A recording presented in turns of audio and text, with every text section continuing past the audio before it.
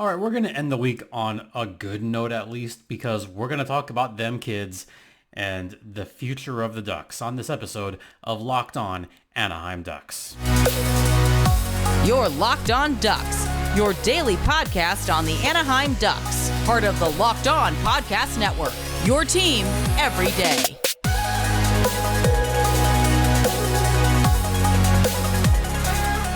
Welcome to Locked On Anaheim Ducks, part of the Locked On Podcast Network. I'm your host, Jason J.D. Hernandez. I've been covering hockey for over a decade. I'm also currently the public address announcer for the Coachella Valley Firebirds, among other teams. I've also contributed to Defend the Nest, covering the San Diego Gulls, and have been at this podcast for the better part of 5 seasons covering this team. And I gotta say, I'm more excited about the future now than I've probably ever been before, and that's no joke. And I also feel a little more optimistic about the Ducks because, hey, at least it's a new regime, and there's a new GM, and there's a new coach. So I feel better now than I did before. But we're going to begin by talking about the kids. I'm not going to yell it, but I'm just going to say it. Let the kids play. Absolutely let the kids play. They've shown some great growth over the past 5 months. And no two better players have exemplified that growth than Leo Carlsson and Pavel Mintyukov. And I think I want to start with Leo Carlsson first because he was the most recent top draft pick for the Anaheim Ducks and has also endeared himself to this fan base by utilizing that kind of boyish, like, I don't want to say charm, but he's gotten to a point now where during interviews, he's gotten more comfortable. That stutter that he has isn't as evident as it was when we first met him. In fact, a lot of the most recent interviews, there are times where you cannot even tell that he even has a stutter. He has worked very hard at it. You could tell that he's worked hard at it. But enough about the off-ice stuff. Talking about the on-ice stuff with Leo Carlsson, his game has looked pretty solid. In fact, I would say that even though he's had a bit of an up and down season, there was a good portion of the season where he was really down. And this was towards like maybe the middle of the season when he got separated from Troy Terry.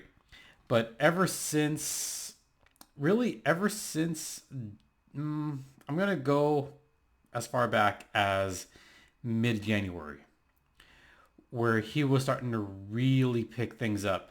And the game scores were starting to get better and better for young Leo Carlsson, something that I've obviously noticed over the past month or so.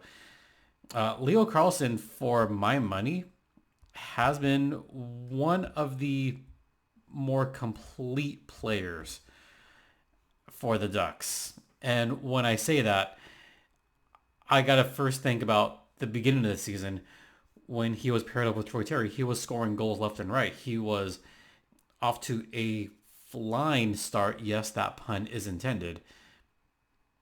He was starting to score a lot of goals. But I would say ever since mid-January, that's where it has really begun to pick up for Leo Carlsson. And I'm going to go January 20th. So why am I going January 20th? Well, the games before that were some kind of down games for him. He had just come back. Once he came back in full strength, he's hardly had a bad game. And I'm looking at hockey stat cards and just looking at some of the game scores against the Sharks, 2.8. New York Rangers, 3.3. Buffalo Sabres, 0.9. Stars, 1. Minnesota, 0.6. Sharks, 1. There's hardly any negative scores over the past month, or really over the past 4.5 weeks, that he has done a better job of putting himself kind of in a better slot area, putting himself in a position where he can be a bit of a playmaker at times. And he's also not as afraid to go after loose pucks. This is an aspect of his game that I've really enjoyed watching, is the willingness to work hard to, get the puck out of a dirty area, or whenever there's a kind of like tie up, he'll get in there. That's been noticeable as far as I'm concerned. As far as the points, well, he hasn't scored any goals. In fact, he's got a very long goal drought right now. Who cares?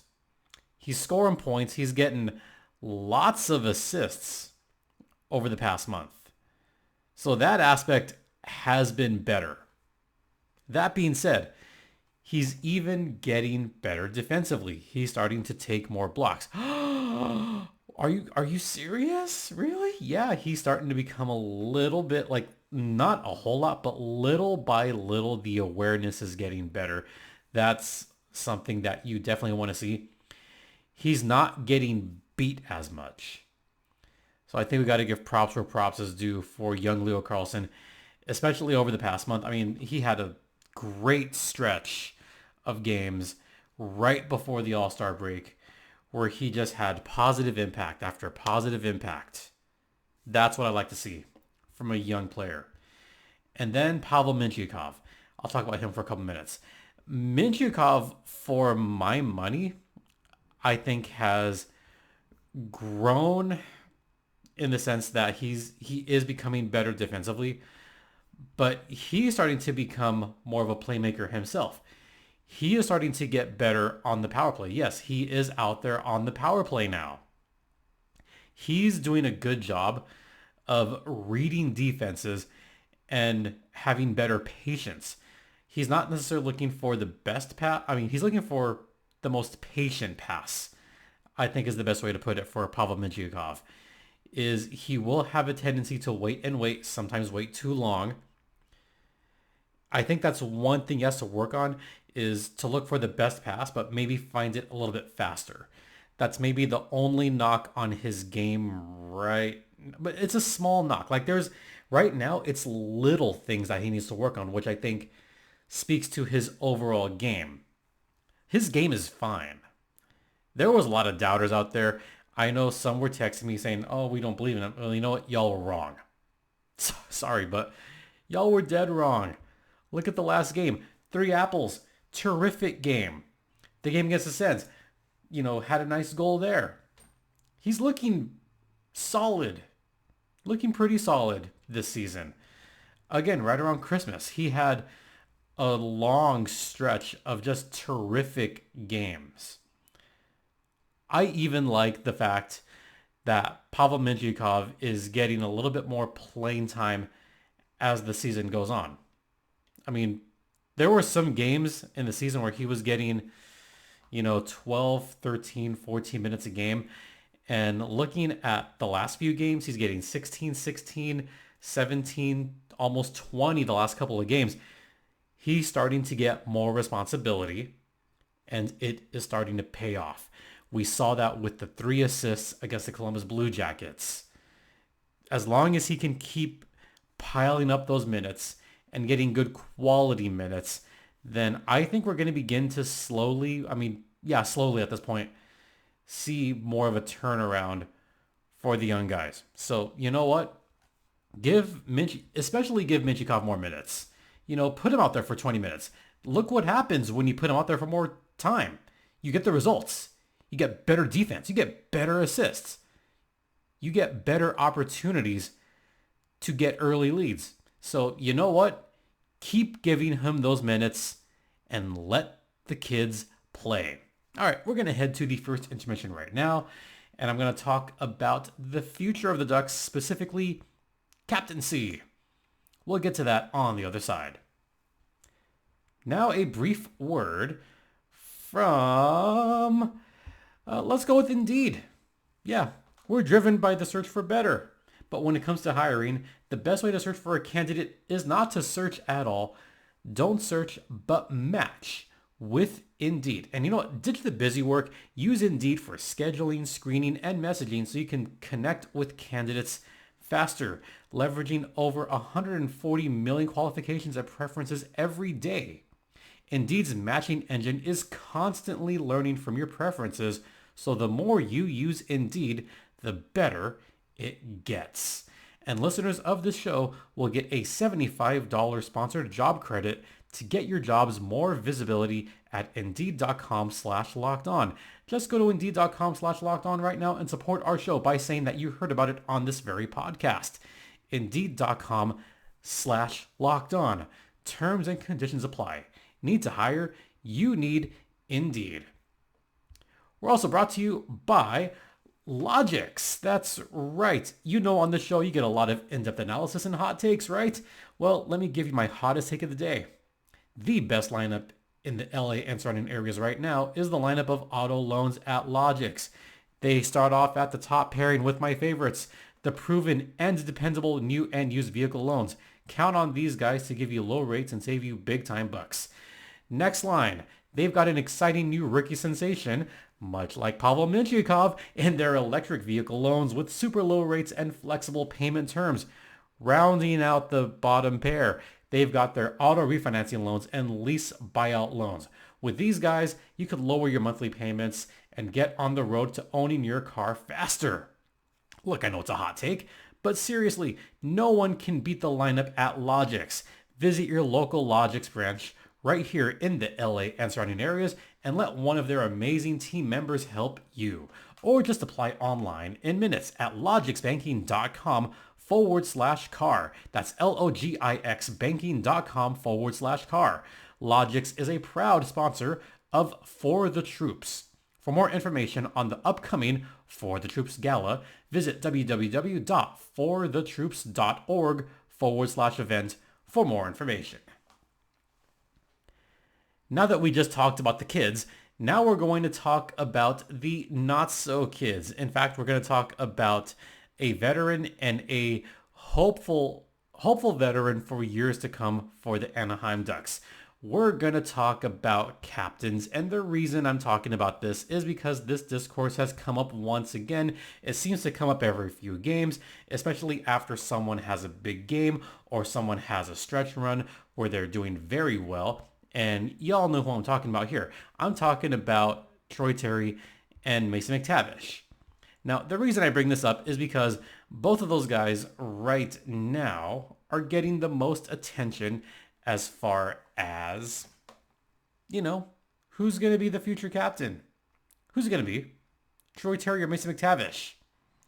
And I just have my other window open. I forgot to mention this, so I'll just say it right now. Mintyukov, third in rookie defenseman in scoring. Just thought I'd bring that back. Okay, back to Troy Terry. He's leading the team right now in points. Yeah, it's not Frankie anymore. It's Troy Terry. 45 points, leading the team in assists with 28, leading the team in points with 45. He has been, for the better part of a month, the best player on the Anaheim Ducks.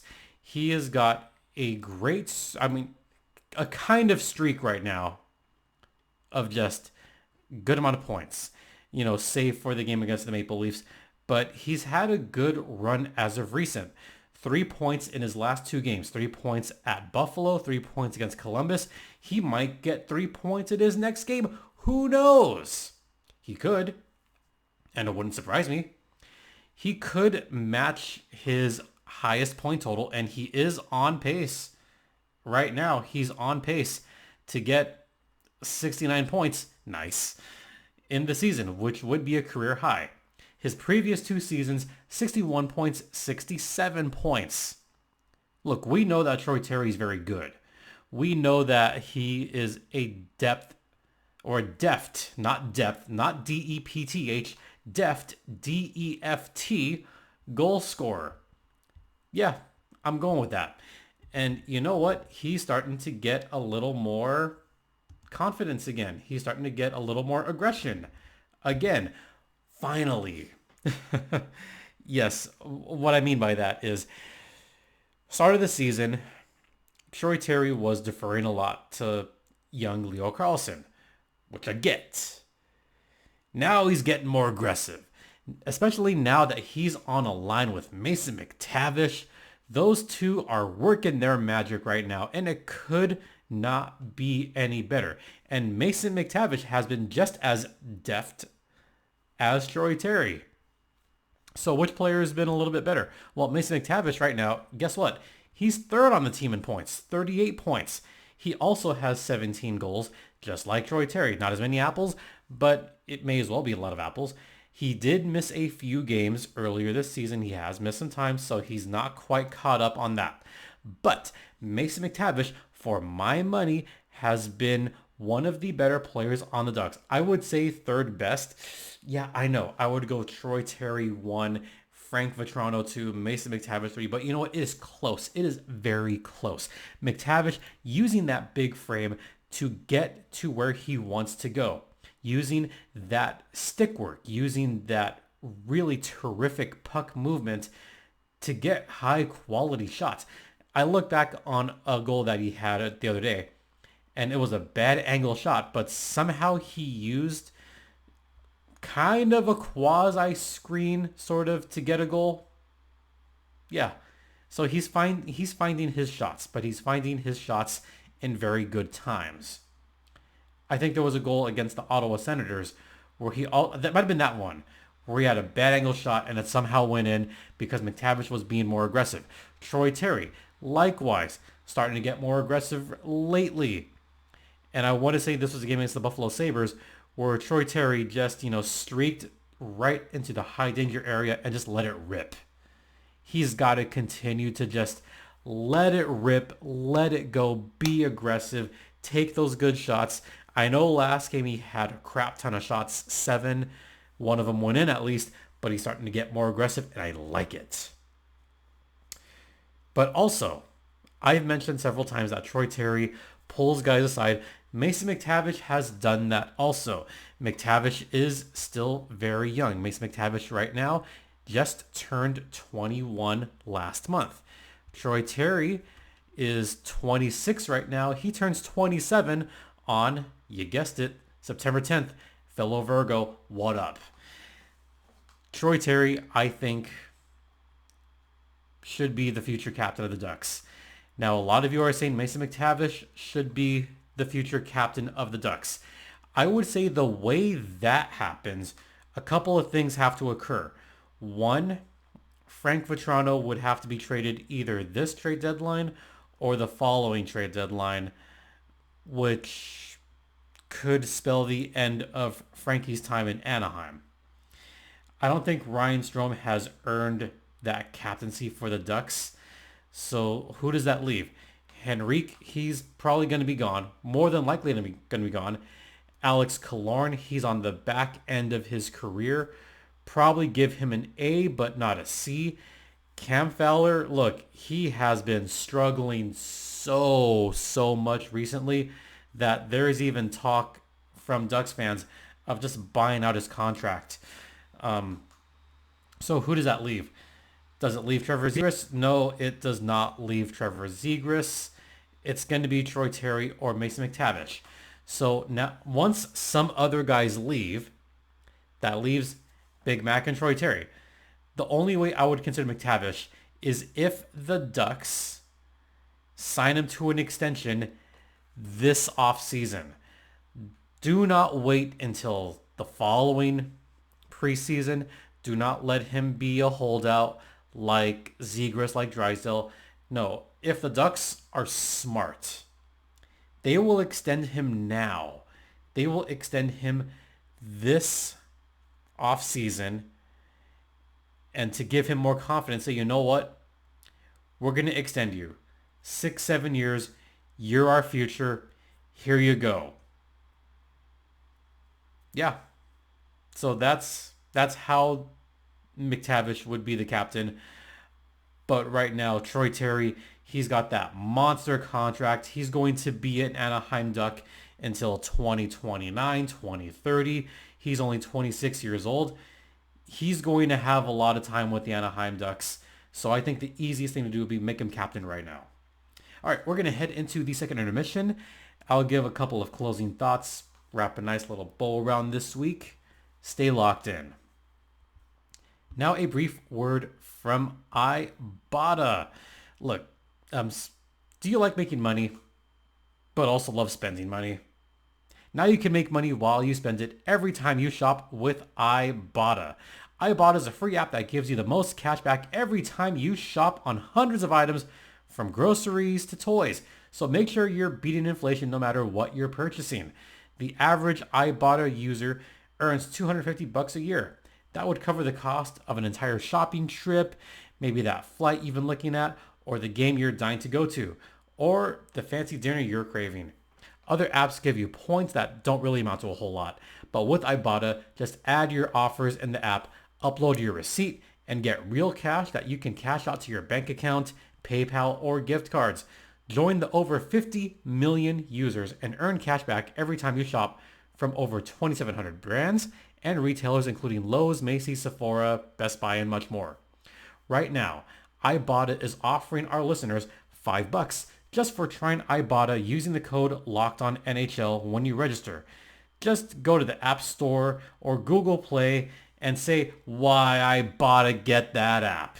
and start earning cash back and use code LOCKEDONNHL. That's IBOTTA in the Google Play or App Store and use code LOCKEDONNHL. Welcome back to Locked On Anaheim Ducks, part of the Locked On Podcast Network. So we've just been talking about captains. Just a little bit of a bow on this. There are currently 4 teams that do not have a captain. The Ducks are one of them. The Arizona Coyotes, well, yeah, that's a whole thing. The Chicago Blackhawks, how much you want to bet they name Connor Bedard a captain next season? How much you want to bet? I could put some money on that. And the Seattle Kraken. Somehow the Kraken made the playoffs last season without a captain.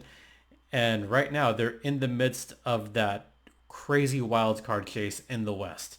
So those are the 4 teams that do not have a captain. The Ducks right now are employing Cam Fowler, Adam Henrique, Mason McTavish, Jakob Silfverberg, Troy Terry as their alternate captains. And it's kind of alternating from time to time. The fact that McTavish and Troy Terry are getting A's right now, I think is nothing but a good sign. That'll help their confidence. That'll help the team in the long run. Henrique is probably going to be gone. So that leaves Fowler, McTavish, Silphy, and Troy Terry. One of those guys will not have the A. I still say give it to Troy, but that's just me. All right, we're going to wrap up just kind of nice here. I've been looking at a bunch of stats websites. John Gibson still has a positive game score average on hockey stat cards. He is still one of the better goaltenders as far as high danger chance save percentage. So good for you, Gibby. You're still above average. Not by much, but you're still above average, and you're still keeping the Ducks in some games. So, John Gibson, he's trying, but I know he's going to want the taser so much, especially over the next couple of months once playoffs are out of reach and all that stuff. One more just kind of fun positive thing. Yesterday and today actually is Anaheim Ducks Days at Disney's California Adventure. Thursday, all the current players. Friday is going to be all the classic players. I wish I was going to that, but I'm not. But hey, you know what? If you're there, say hi to all the classic players while you're there. Have a lot of fun. I'll hope to go back to one of those because I actually went to one of those a long time ago, for that season. Back when I had an annual pass.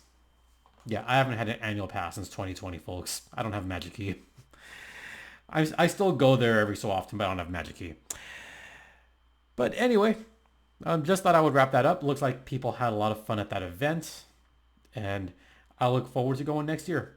All right, that's how I'm going to end it. I'm going to end on a somewhat positive note here, and just say we'll be back on Monday, hopefully, with a brand new episode, and yeah, hopefully there will be some more decorating in here over the coming weeks. I'm looking forward to having a somewhat easier month once March rolls around. I'm so grateful to have just a few days off coming up.